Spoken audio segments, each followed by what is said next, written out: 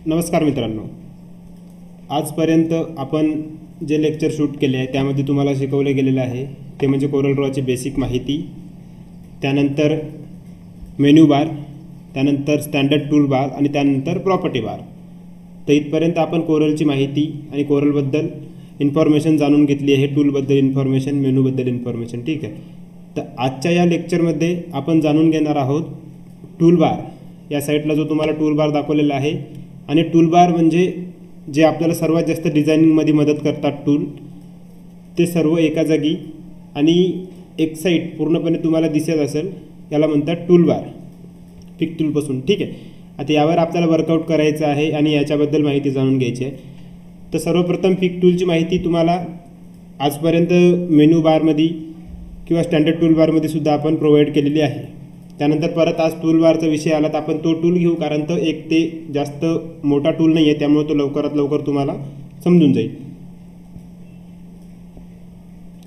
पिक टूलचा वापर करणे, त्यासाठी सर्वात प्रथम आपल्याला एक रेक्टँगल ड्रॉ करून त्याला स्किप करणे, म्हणजे एका जागून दुसऱ्या जागी नेणे, मूव्ह करणे, साईज वाढवणे आणि एखादी परफेक्ट त्याला मूव्ह करण्यासाठी परफेक्ट टूल म्हणजे पिक टूल. आणि तुम्हाला कुठलाही टूल जरी यूज केला तुम्ही तरी तुम्हाला त्याला डबल साईडला मूव्ह करण्यासाठी पिक टूलचा उपयोग करावा लागेल. ठीक आहे. बघू शकता तुम्ही. ठीक आहे. आता यामध्ये पिक टूलचा उपयोग तुम्हाला समजला असेल की काय आहे. आता त्याच्यानंतर त्याच्या खाली आहे शेप टूल. ठीक आहे. शेप टूलचे शॉर्टकट आहे F10. तर आपण एक रेक्टँगलनं शेप घेतली आहे, एक ड्रॉ केला आहे. ठीक आहे. आता हा जो ड्रॉ आहे त्याला एक वेगळी शेप देणे किंवा वेगळ्या अँगलमध्ये किंवा शेप टूलचा वापर जास्त करून आपण करतो लोगो बनवण्यामध्ये आणि डिझायनिंगमध्ये वेगवेगळे शेप देण्यासाठी. ठीक आहे. आता आपल्याला हा जो बॉक्स दिसत आहे तुम्हाला लँडस्केपमध्ये, याला आपल्याला शेप द्यायची आहे. तर आपल्याला सर्वात प्रथम शेप टूलमध्ये जाऊन, आता बघू शकता शेप टूलमध्ये जर तुम्ही बॉक्स घेतला आणि त्याला सरळ जर शेप द्यायचा असेल तर शेप टूलला क्लिक करा, कुठला शेप द्यायचा आहे ते चॉईस करा. आता हे जे ॲरो दिसत आहे साईडचे, जे तुम्हाला डॉट दिसत आहे, बघू शकता, झूम करून दाखवतो थोडं. हे जे डॉट दिसत आहे हे शेप टूलला क्लिक केल्यानंतर येतात, असे येणार नाही. दुसऱ्या टूलला क्लिक केलं तर येणार नाही कुठे. ठीक आहे. हे शेप टूलला क्लिक केल्यावरच हे ॲरो येणार. आणि मला आता मला हा जो बॉक्स आहे तो या साईडनं फक्त हे करायचं आहे, म्हणजे स्कर्व करायचा आहे. ठीक आहे. आणि मला फक्त या साईडनं स्कर्व करायचं आहे. तर मी हा बॉक्स पूर्णपणे स्कर्व केला आहे 100%. ठीक आहे. आता हा बॉक्स स्कर्व करताना जर मला, आता मी याला अंडू करून घेतो पहिले. ठीक आहे. त्यानंतर जर बॉक्स आपल्याला एक साईड किंवा दुसरी साईड किंवा एक कुठला लेफ्ट, राईट, अप, डाऊन कुठला जर तुम्हाला एकच जर याचा कोपरा जर वाकवायचा असेल, स्कर्व करायचा असेल, तर तुम्ही याच्यामध्ये जे इथं प्रॉपर्टी बारमध्ये जे दाखवत आहे आपल्याला, हे लॉक तुम्हाला काढावं लागेल. प्रथम इथं लॉक आहे एक छोटंसं, बघू शकता. हे लॉक काढल्यानंतर आता ही आहे तुमची लेफ्ट साईड. ठीक आहे. सॉरी, टॉपची साईड आहे, पण लेफ्ट आहे, ती टॉपची लेफ्ट साईड आहे. तर त्याला तुम्हाला तोच फक्त एक कोपरा जो आहे तो वाकवायचा आहे तुम्हाला. तर त्याला मी पर्सेंटेज देतो 10. पाहू शकता एक कोपरा 10% वाढलेला आहे तुमचा.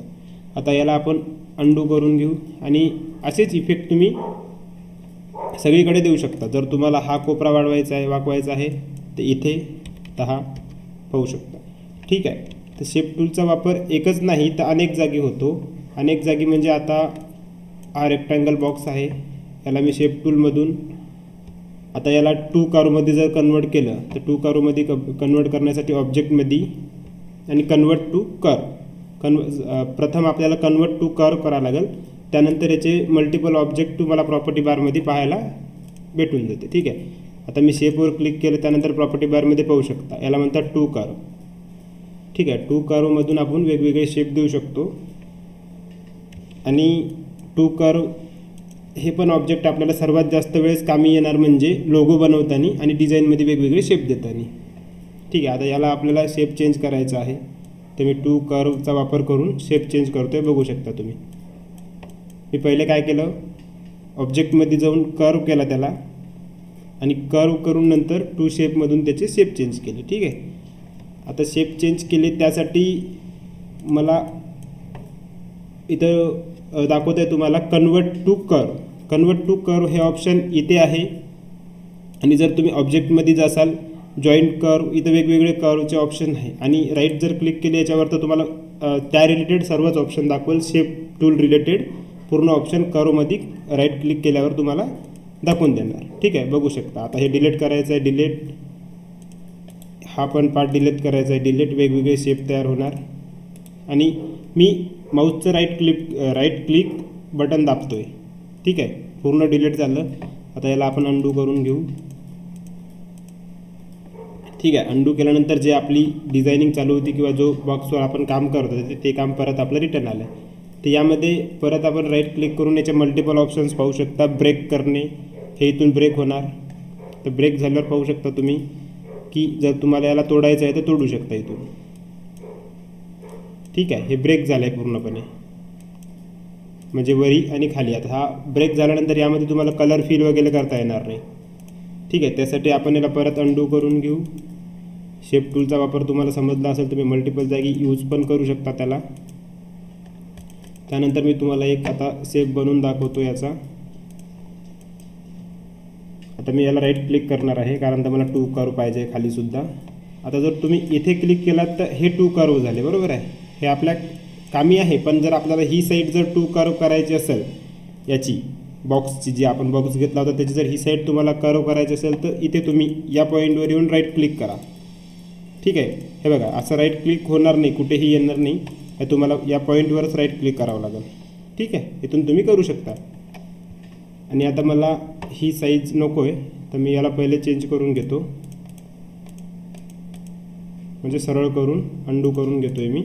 आणि त्यानंतर मला इथे टू कर्व पाहिजे, म्हणजे ही जी लांब लाईन आहे या लाईनला मला टू कर्व द्यायचे आहे, बघू शकता. ठीक आहे, आता हे कर्व आपले गेले समजा असे तर आपण इथं क्लिक करून हे कर्व डबल बघू शकतो. किंवा डिझाईनला आता हे कर्व गेले तिथं कुठेतरी क्लिक करा डिझाईनला, ते तुम्हाला दिसणार. त्या बॉक्सला जरी तुम्ही कोपऱ्यावर जरी क्लिक केलं तरी. आता मला हा शेप बनवला आहे. ठीक आहे, आता मला हा शेप जो कामी येणार आहे तो म्हणजे मल्टिपल जागी आपण यूज करू शकतो शेप. आता तुम्ही बघत असाल याला कलर अप्लाय होत नाही. कलर अप्लाय होत नाही त्याचं कारण एक आहे की कुठेतरी आपण ब्रेक केलेली जी फाईल आहे ना ती आपण परत जॉईन नाही केली आहे. ठीक आहे, त्यासाठी याला कलर अप्लाय होत नाही. हा आता बॉक्सच्या शेपमध्ये नाही, हा कर्व केल्याच्याने याला कलर अप्लाय होत नाही कारण ती फाईल कुठेतरी ब्रेक झाली आहे. पण याला कलर फिल करण्याचं दुसरं पण ऑप्शन आहे. फिलमध्ये जाऊन तुम्ही कलर फिल करू शकता. पण आता हा पार्ट आपला लास्टला आहे त्यासाठी आपण शेप टूलकडे वळूया. आता याचा परत मला शेप चेंज करायचा आहे. ठीक आहे, आता हे काहीतरी हे बघा हे ब्रेक केलेलं आहे ना, आपण याला जॉईन नाही केलं आहे. टू लाईन, आता ही लाईन स्ट्रेट झाली आहे. ठीक आहे, याला आपल्याला जर जॉईन करायचं असेल तर यामध्ये ऑप्शन जॉईनचं पण असेल, जॉईन. ठीक आहे, राईट क्लिक केल्यानंतर जॉईन केल्यानंतर बघू शकता तुम्ही कलर फिल ऑटोमॅटिक. ठीक आहे, आता एखादी लाईन आपण ब्रेक केली होती शेप टूलमध्ये जाऊन ही लाईन आपण केली होती, इथून सुद्धा ब्रेक होतात. सिलेक्ट ऑल टूल नोट्स, म्हणजे टूलचे जे पूर्ण कोपरे आहे ते सिलेक्ट करणार. आता इथून डिलीट नोट्स आणि इथून ऑल नोटेट्स. ठीक आहे, आता यामध्ये लाईन जर ब्रेक करायची असेल तुम्हाला तर इथे राईट क्लिक करा, delete line, to line, smooth आणि त्यानंतर स्मूथिकल आणि ब्रेक. ठीक आहे, यामध्ये एवढे बाकीचे जे खालचे ऑब्जेक्ट आहे ते आपल्या कामी नाही आहे, त्यासाठी आपण त्याला इग्नोर करूयात. आता मला जर ॲड करायचं असेल तर एका जागी कुठल्याही जागी जिथे मला ॲड करायचं तर मी ॲडसुद्धा करू शकतो एक पॉईंट. ठीक आहे, आता मल्टिपल पॉईंट मला ॲड करायचे आहे तर मी क्लिक करतो, पॉईंट ॲड होईल. ठीक आहे, चला ब्रेक झाला आहे तो पॉईंट ॲड होऊन. आता मला इथे एक पॉईंट ॲड करायचा आहे, मी डबल क्लिक करेल ॲड. इथे एक पॉईंट ॲड करायचा आहे, डबल क्लिक करेल ॲड. हा असतो शेप टूलचा वापर. ठीक आहे, आता आपले शेप काही शेपमध्ये नाही आहे त्यासाठी आपण याला डिलीट करूया. ठीक आहे, त्यानंतर मला आता जो तुमचा क्रॉप टूल आहे त्याचा वापर करण्यासाठी एक JPG इमेज लागेल. तर मी फाईलमध्ये जाऊन इम्पोर्ट एक JPG इमेज घेऊया आपण, त्याला ड्रॉ करून इमेज तिथे येऊन जाणार. ठीक आहे, आता यानंतर क्रॉप टूलचा अर्थच असा आहे की क्रॉप करणे. ठीक आहे, त्याला तुम्हाला परत दाखवण्यासाठी अंडू करतो. आता मला एक फोटो क्रॉप करायचा आहे. तर पहिले आपण बघितलं होतं बिटमॅपमध्ये जाऊन येथे तुम्ही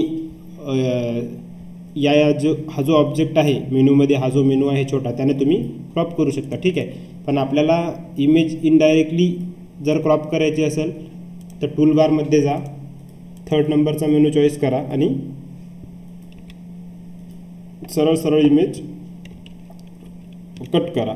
आता ते बघा, तुम्ही आता इमेज कट नाही केली, त्या व्यतिरिक्त जर तुम्ही कुठे दाबलं तर जर इमेजवर आले, क्रॉपवर आले परत तुम्ही, तरी ते तुमचं राहणार. आणि डिलीटचं बटन जर केलं तर असं काहीतरी येणार. म्हणजे क्रॉप टूल सिलेक्ट केल्यानंतर तुम्हाला 2 प्रेस करावं लागेल तर तुम्ही ओरिजिनल स्क्रीनवर येऊ शकता.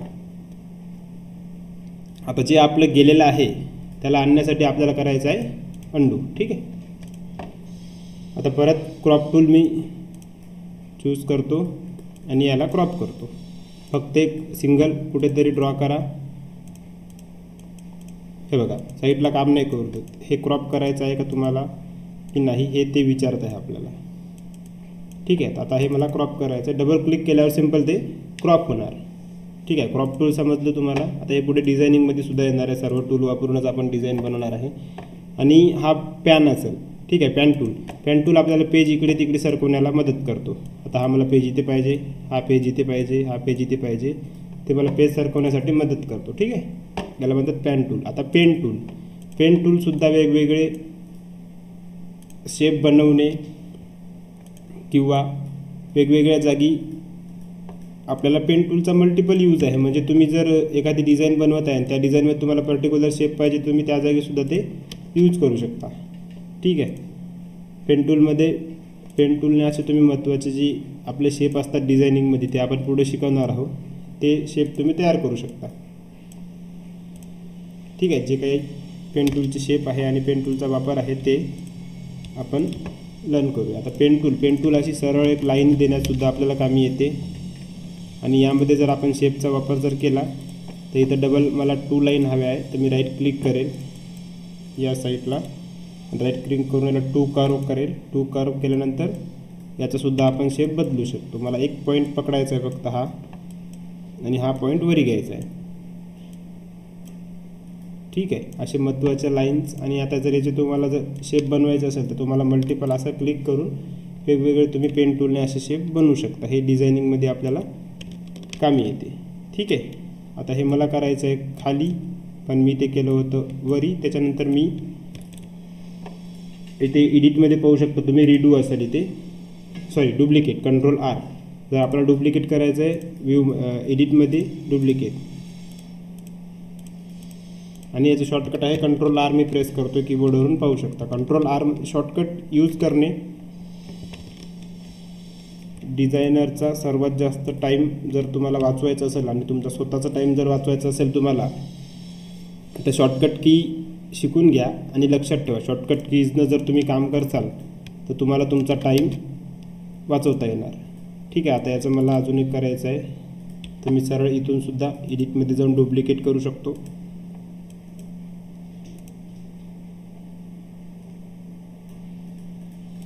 Control D, okay, duplicate.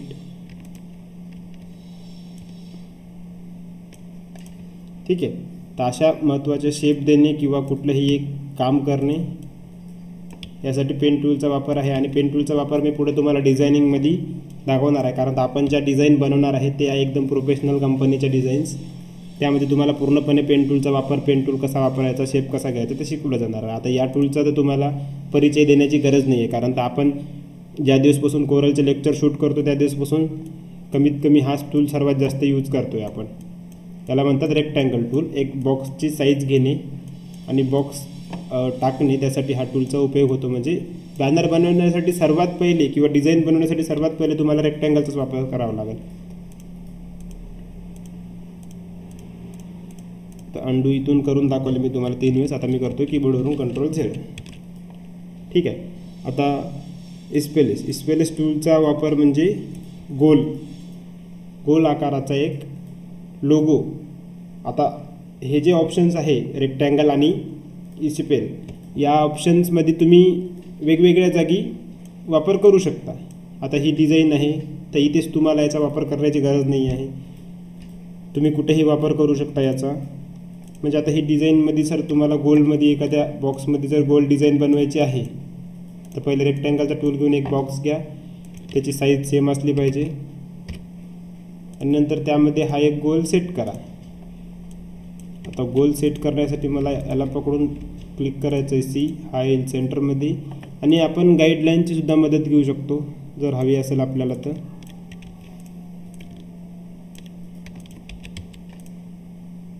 गाईडलाईनच्या मदतीने आपण याला सेट करू शकतो. परत एक गाईडलाईन घ्या, इकडून ठेवा. वरची एक गाईडलाईन घ्या, इथे ठेवा. म्हणजे एक्झॅक्ट शेपमध्ये आहे की नाही हे बघण्यासाठी फक्त मी गाईडलाईनचा वापर केला आहे.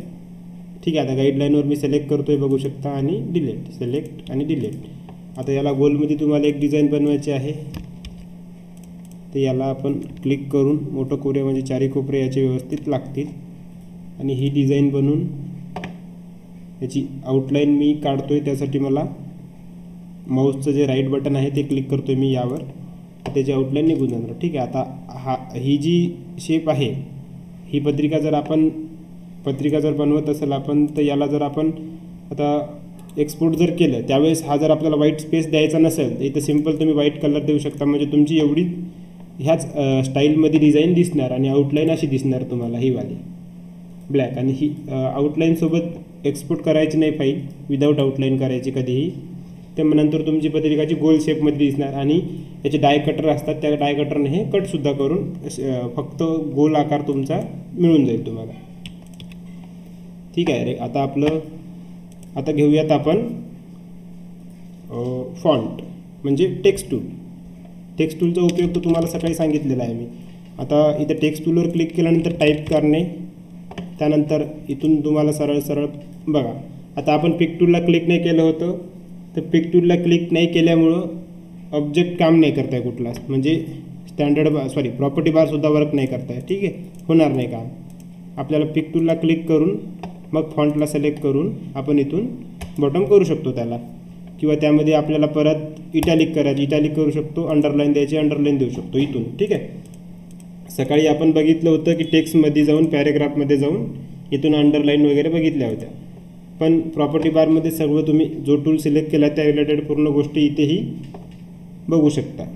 ठीक आहे, आता याला जे आपण बोल्ड केलं आहे ते काढून टाकू आणि यावर बाकी गोष्टीचा उपयोग तुम्हाला सांगतो. याला म्हणतात अलाइनमेंट. आता जर आपण एखादी गोष्ट आहे, आता हा आणि हा फॉन्ट मला सेम एका खाली एक पाहिजे आहे. ठीक आहे, इथे घेऊ आपण छोटी ABCD आणि मला हा आणि हा फॉन्ट एका जागी पाहिजे आहे तर मी याला चॉईस करेल आणि इथं अलाइनमेंटमध्ये जाऊन सेंटर, तर हा सेम अलाइनमेंटमध्ये सेंटर अप्लाय होणार. याच्यामध्ये काहीतरी प्रॉब्लेम आहे, याचीच आपण दुसरी टेक्स्ट तयार करूया.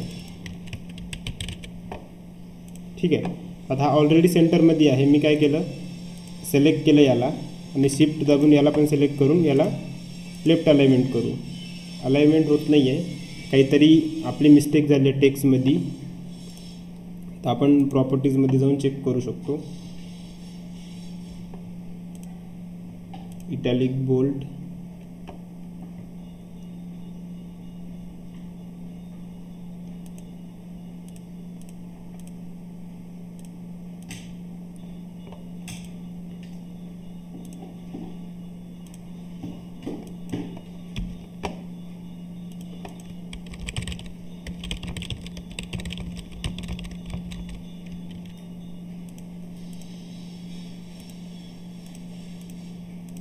काहीतरी इकडे छोटी मोठी चूक झाली होती त्यामुळे ते काम करत नव्हतं. पण आता पाहू शकता तुम्ही सेंटर, फुल जस्टिफाय आणि लेफ्ट, नॉन आणि फुल फॉर्स जस्टिफाय.